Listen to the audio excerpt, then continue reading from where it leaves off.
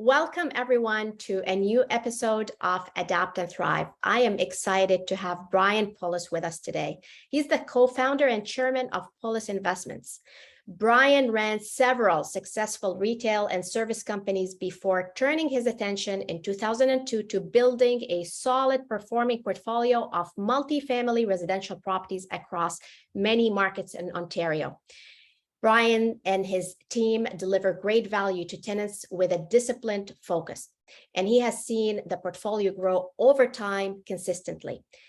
Brian is here with us today to share his perspective on multifamily as an asset class and how he sees that type of asset and the perform in the markets ahead. So, Brian, welcome to today's episode.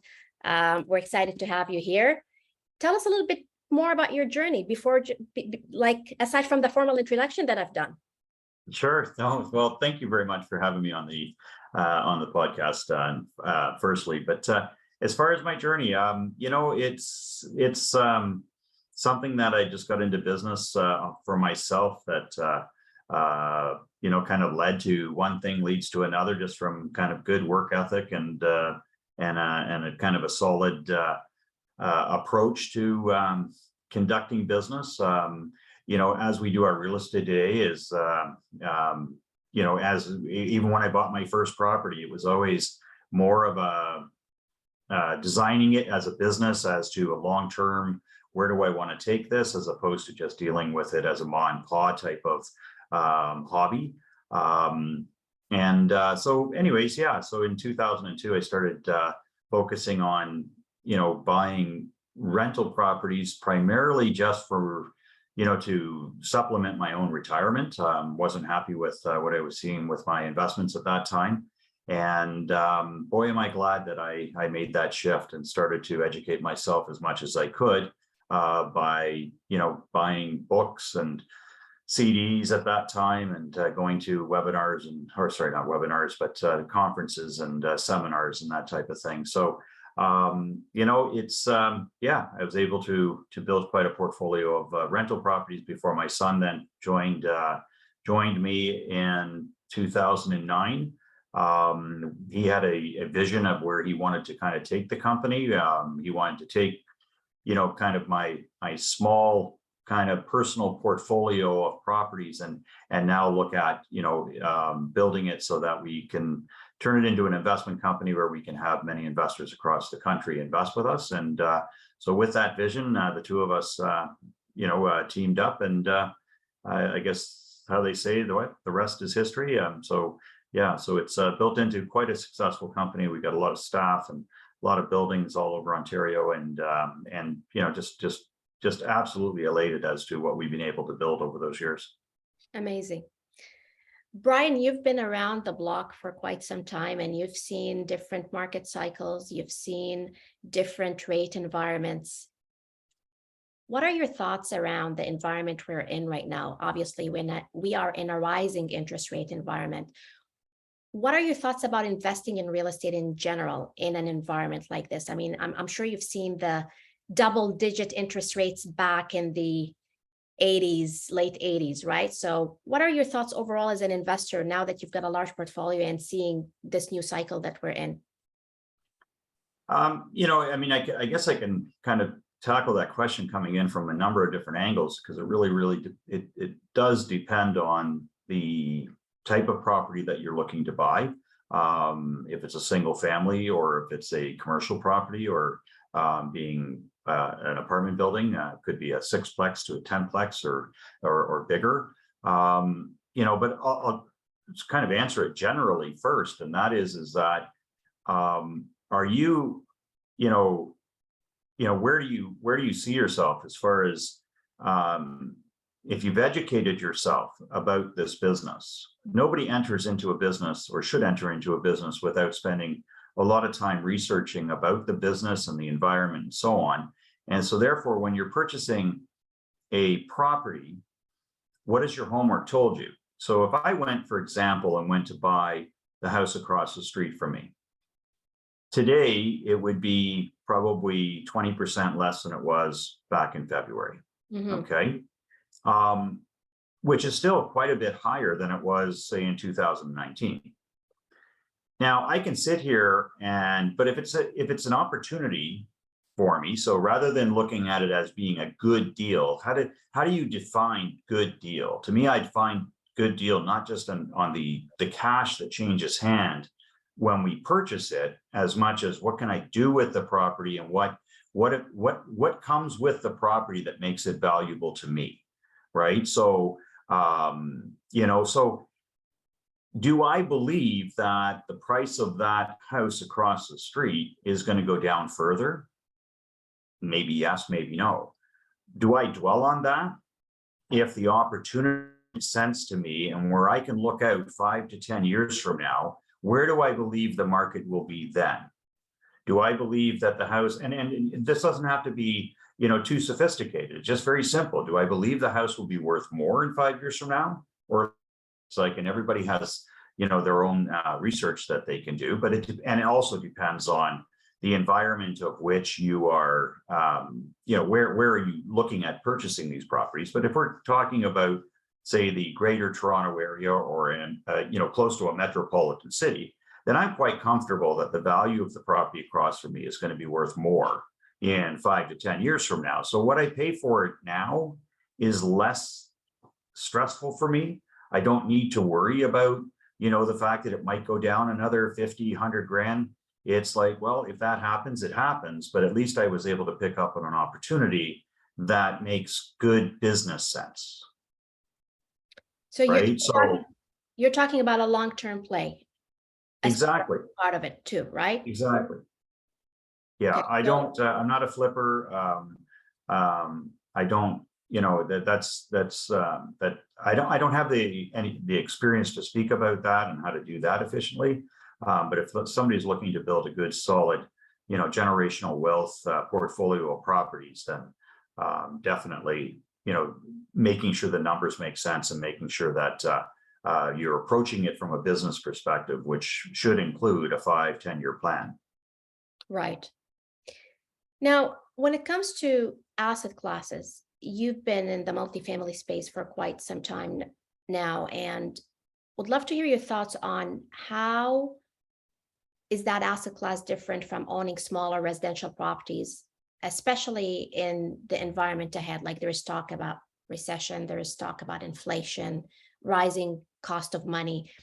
Tell us a little bit more about your thoughts of owning a multifamily in that environment. Yeah, it's, what I love about multifamily is that if I've got a good work ethic and I've educated myself on how to run a business, so I understand marketing, I understand sales, I understand finance, I understand, operations and so on. And if I, deploy that work ethic into a project, then I know that the bank, or the way it's appraised, will be very generous with me. They'll reward me for my work, right? So, and what I mean by that is that a multifamily property, so an apartment building, is valued as a business would. Mm-hmm. So I think everybody can kind of wrap their mind quite easily around the fact that if they went and bought a business and they recognized that the owners of the business were not running it as efficiently as it could be, and they recognize that they can go in there, roll up their sleeves, and really bring some great value to the business, I think people can wrap their mind around quite easily that yes, of course, that business then will be worth more, after they've done this. Many people don't realize that about apartment buildings is valued the very same way. It's based on the profit that it generates. So if you go in and do all that work, the bank is going to reward you. If you buy a single family home, or a duplex or a triplex or fourplex, I think it goes up to about 5 or 6plex, the bank doesn't reward you quite generously. They have to value that based on comps.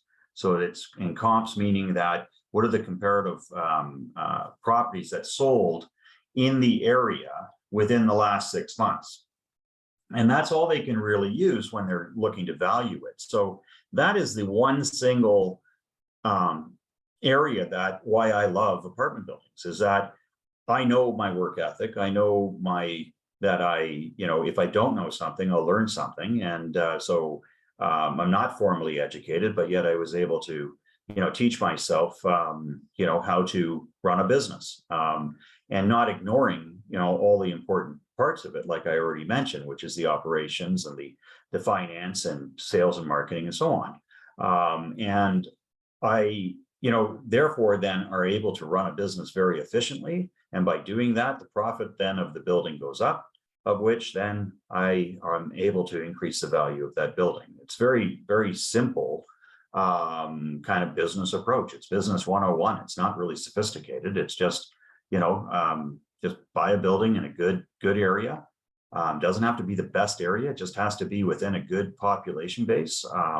Have a focused business approach as to, for me, it's something that I suppose I feel as something a bit unique as to the way we do things, and that is that right from the beginning we identified the tenant profile of which we are most comfortable to have as new tenants. That doesn't exclude others, and there's always opportunities for everybody to rent our properties for sure. But in the way that we will design our units, we make it so that they're very attractive to a particular client, so to speak.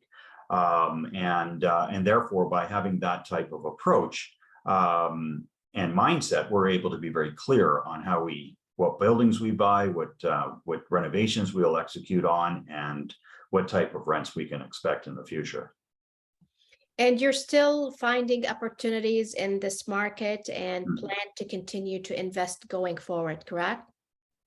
Correct. We just have an accepted offer now that we've just gone firm on a property down in Port Credit that is being added to our investment fund. Okay. Is there anything you would suggest investors do differently when looking for apartment buildings in this new environment we're in from the typical way they buy apartment buildings?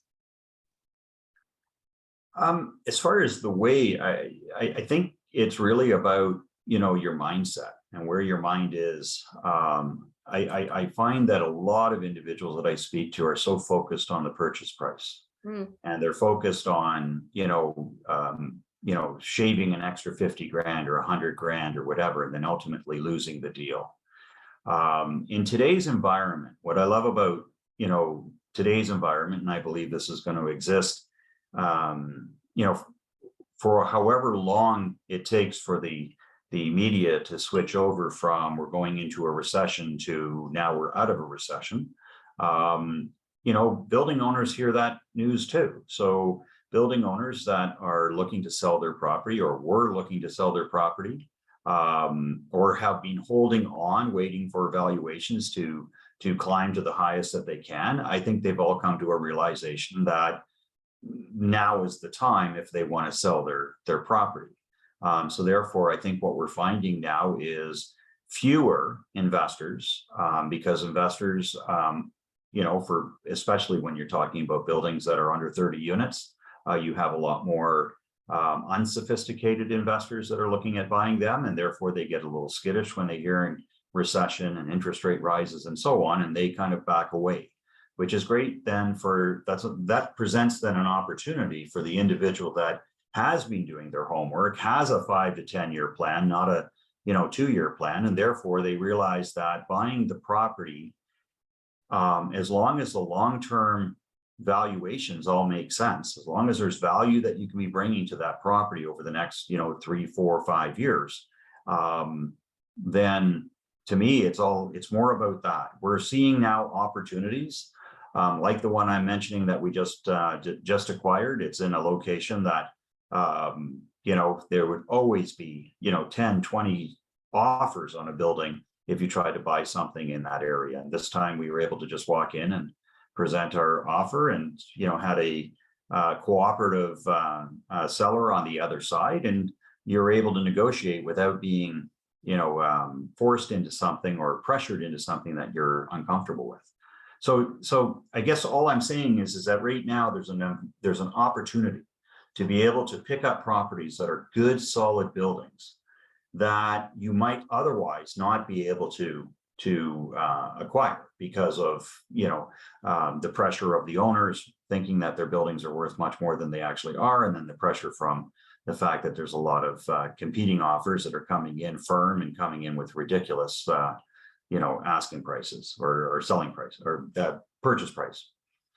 So that's what I'm seeing right now is that, again, goes back to how are you running this business? How prepared are you to run this business? And it is a business. Buying an apartment building, each building I treat it as a separate franchise. And that each one has to, go through all of the same steps as we've done with other buildings that we've owned. And so it does require some education, knowing how to manage these properties. We do all our own property management, but even if you're outsourcing, there's some good companies out there that you can outsource to, but you have to be, making sure that you're on the same page as far as what you're looking to do to this property.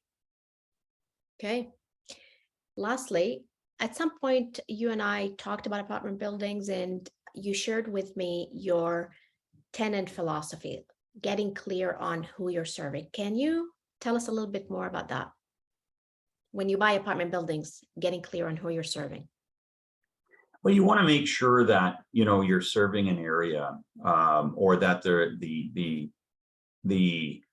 in where you want to take the building to, that, how about I say it differently? Sorry, I'm stumbling a little bit there. And how about I take it more in this direction? When you go to open up a retail store, you want to make sure that the demographic within the area of that store is looking for the products that you'd be able to sell. Right. So, trying to sell, Sea-Doos and power boats and fishing gear in, the middle of, Brampton, for example, is much more difficult than if I were to set up a business, say, beside a lake. And so when you're looking at buying an apartment building, it's really understanding the market of which you're buying the building and what demographic is not being served. Right. So it's a matter of then, how can you bring value to the building that, that the existing tenants are pleased with, but that also new tenants come in and say, wow, this is fantastic. I love this. And, and not all things appeal to all people. So there's certain things that 30-year-olds, for example, would appeal to that yet 50-year-olds wouldn't care for. So it's just really, so sometimes without discriminating as to who rents your units, you can, though, design your units so that it's more attractive to certain groups, right? And those groups may be people with children. So designing your units that are, very children friendly, that seniors wouldn't care for, right? So, and that's really, what I mean by that is really just being focused as to, what is the demographic in your area that's being underserved? And therefore, then what can you do to your property so that you have those types of tenants knocking on your door to rent your units when those units come up available? Yeah, I found that a nice reminder about how, about basically the type of value we're going to add to the building to service the clientele that we want to service, right? It's not about just buying a building, renovating it, increasing the rents and refinancing it and rinsing and repeat. It's really about understanding the local market and who are we looking to serve, and then renovating to appeal to them is what this exactly. Fantastic, Brian. Well, thank you very much for sharing your perspective with us today. Really appreciate your time and the golden nuggets of advice that you shared with us. Great. Well, thank you very much for having me on. Thank you.